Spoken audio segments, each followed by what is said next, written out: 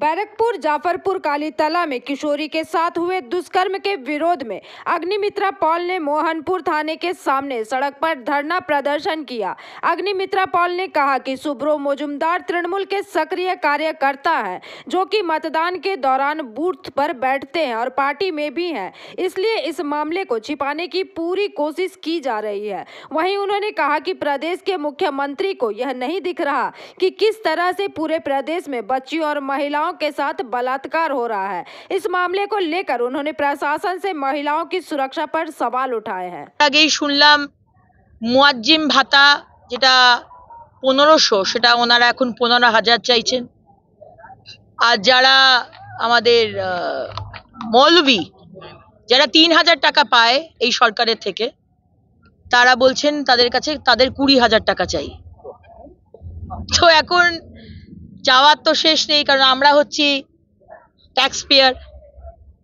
আজকে রাজ্যের কোনো উন্নয়ন নেই, কোনো ইন্ডাস্ট্রি নেই, ছেলেমেয়েরা শিক্ষিত হয়ে তারা অন্য রাজ্যে চলে যাচ্ছে। আর এখানকার তুষ্টিকরণের রাজনীতির জন্য আজকে যারা মৌলভী এবং মুয়াজ্জিম তারা বলছে আমাদের 15000 টাকা করে ভাতা দিতে হবে। মুখ্যমন্ত্রী হয়তো রাজিও হয়ে যাবেন। ঋণ নেবেন, এখন মাথা পিছু পশ্চিমবঙ্গে একটা বাচ্চা জন্মালে 70000 টাকা মাথা পিছু ঋণ। আবার ব্যাংক থেকে ঋণ নেবেন। মতো পুলিশ है, प्रशासन है, एडमिनिस्ट्रेशन है, पैसा है, चोरी का पैसा है, चोर है, डकैत है, जंगी है। हमारे पास क्या है? हमारे पास बंगाल के जनता जनार्दन है। এইটা হচ্ছে ফারাক।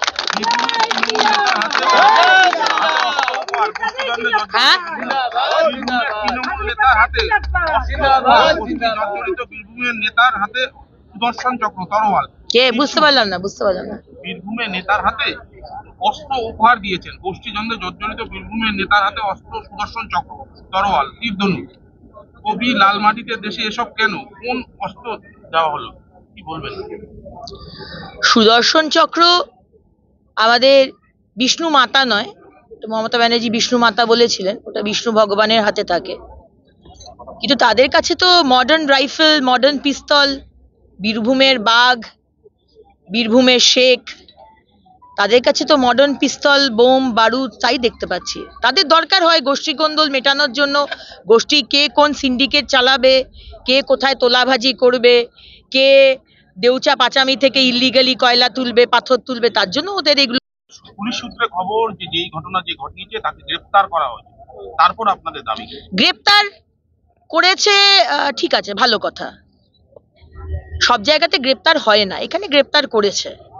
কিন্তু আমার প্রশ্নটা হচ্ছে, এই 14 বছরের মেয়েটি যাকে ধর্ষণ করা হলো, তার জীবনে যে ট্রমাটা এলো, যে কেটে গেল, সারা এই যে হৃদয়টা কেটে গেল, নষ্ট হয়ে গেল, তার পরিবারটা, তার বাবা মার জীবনটা শেষ হয়ে গেল, এর দায় কি গ্রেফতার করলে হবে?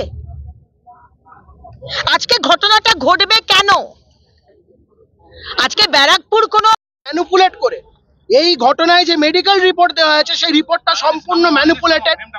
গতকাল পরিবার, রাজ্যের স্বাস্থ্য সচিব নারায়ণ স্বরূপ নিগম, উত্তর 24 পরগনা জেলার সিএমওইচ, ব্যারাকপুর কমিশনারেটের সিপি অজয় ঠাকুর, ব্যারাকপুরের এই মোহনপুর থানার ওসিকে একটি ইমেল মারফত চিঠি লিখে জানায় যে মেডিকেল রিপোর্টে যে অবজারভেশন আছে সেটা সম্পূর্ণ ম্যানিপুলেটেড, এবং পরিবার দ্বিতীয়বার মেডিকেল এক্সামিনেশন চাইছে, এবং সেটা এমন কোনো হাসপাতাল হোক বা নার্সিংহোম হোক যেখান থেকে কোনো আপত্তি নেই, কিন্তু যার উপর রাজ্য সরকারের কোনো কন্ট্রোল থাকবে না।